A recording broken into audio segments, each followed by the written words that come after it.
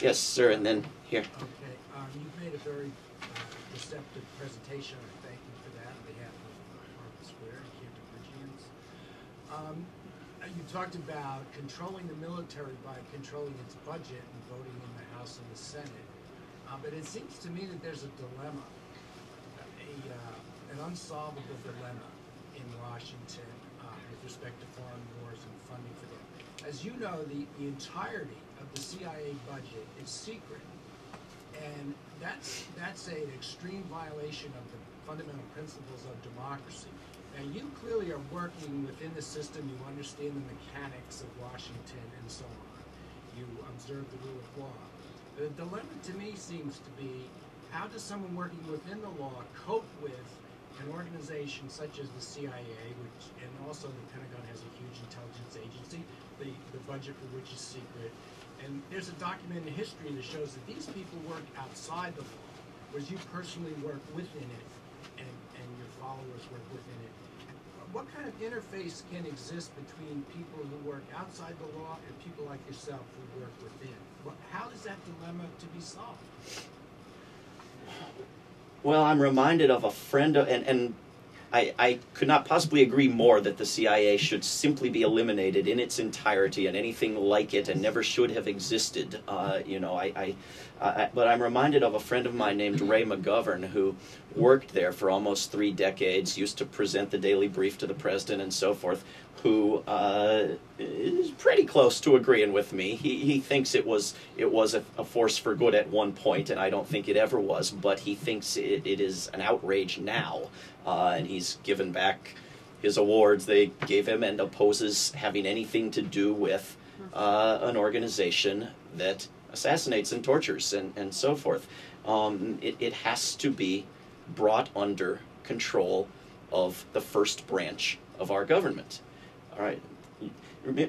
Who's read Article 1 of our Constitution?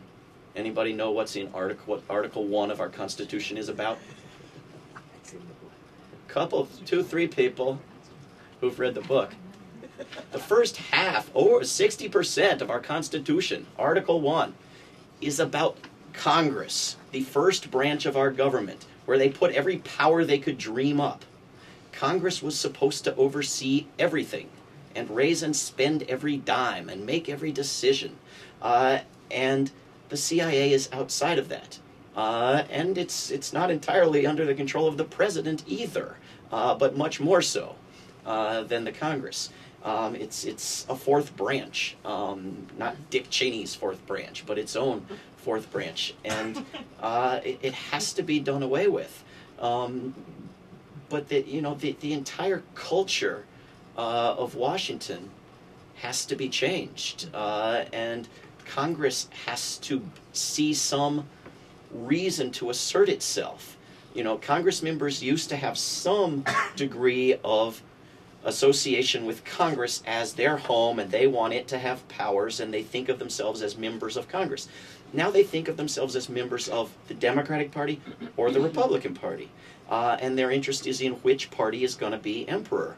And all the powers in the White House, that's okay. Congress will just be a bunch of court jesters, but our party's got the White House where the power is. That we have to break out of that. We as citizens who are barely aware of it have to break out of it, have to go to Congress and say, we want you to have more power and use it on our behalf, and we're going to compel you to do so. If we're going to be able to restrain any of these forces, much less eliminate the worst of them. But we need to. I think you had a question? Oh, yeah. I'm very puzzled about what the heck are we doing in Afghanistan? What in the world are we trying to accomplish there? I mean, it's... Well, they're quite open. Is it some big secret, something we don't know about? I mean, because, I mean... Well, it's not a secret. Even if you've I mean, if you own a television, you probably don't know about it. And if you read newspapers, you probably don't know about it. Even if you read about it in detail once upon a time, if you do own a television, you probably no longer know about it. But, you know, the plans that these people have been executing have been public for decades. They've had think tanks like the Project for the New American Century out there putting their plans on the internet, sending them to presidents, publishing them in newspapers. They want to go into these countries. They want to establish permanent colonial occupations with bases. We're building massive bases all over Afghanistan. And they are all quite open about putting an oil pipeline through Afghanistan being one of the key concerns. So there's something tangible you can look at. It's, you know, They it. say they gave that up in '98.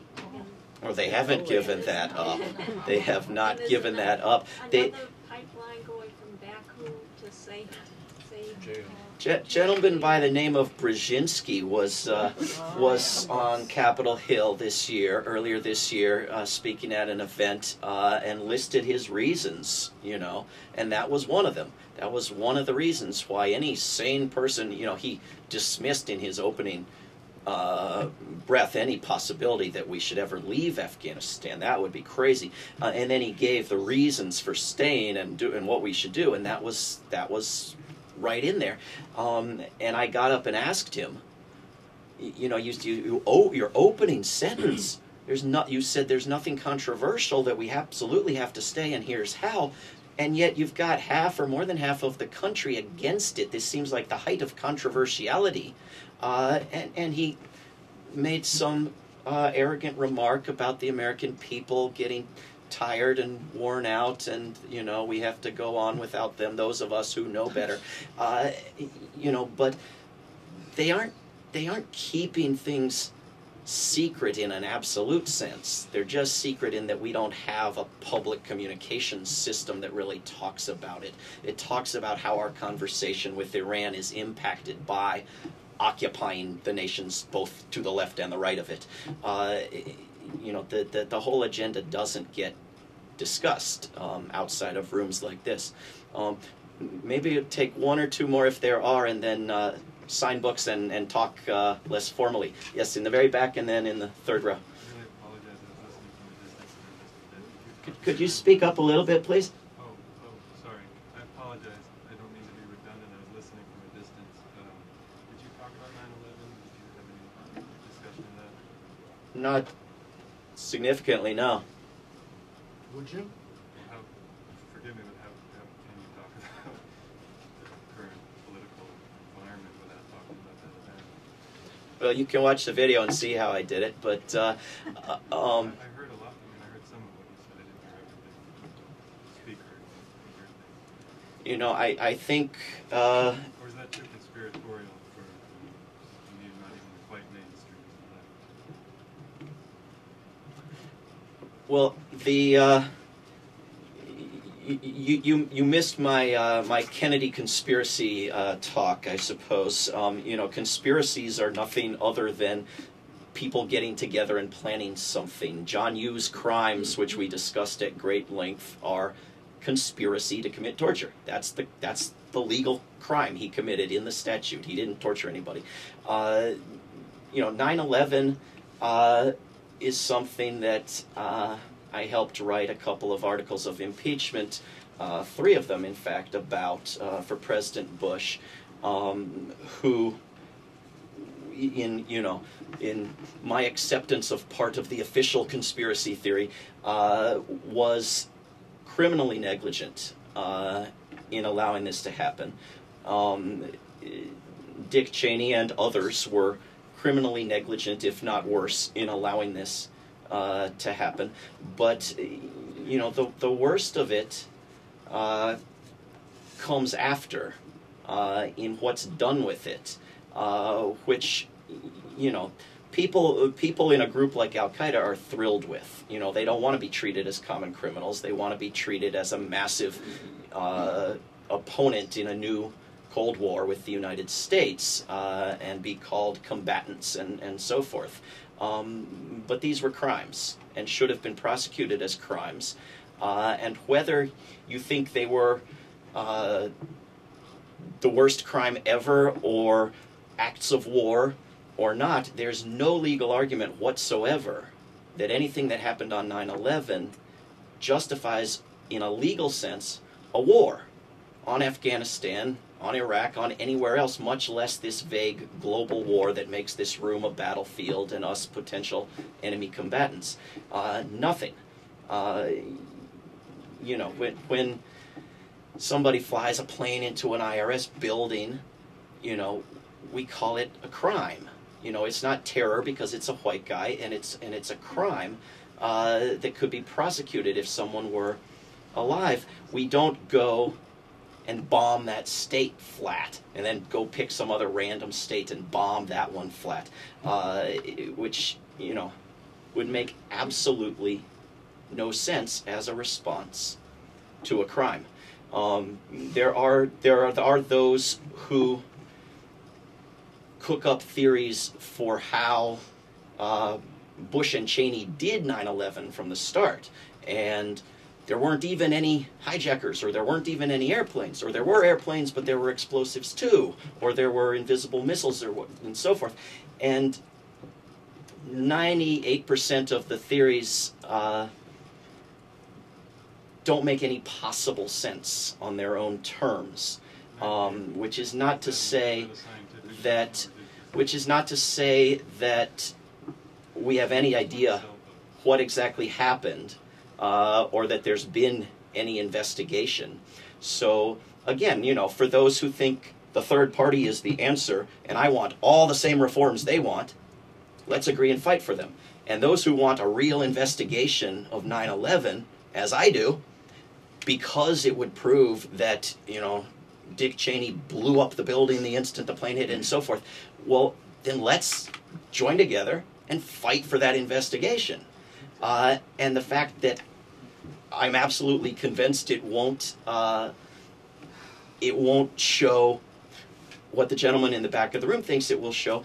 We can agree to fight for the investigation instead of having things covered up.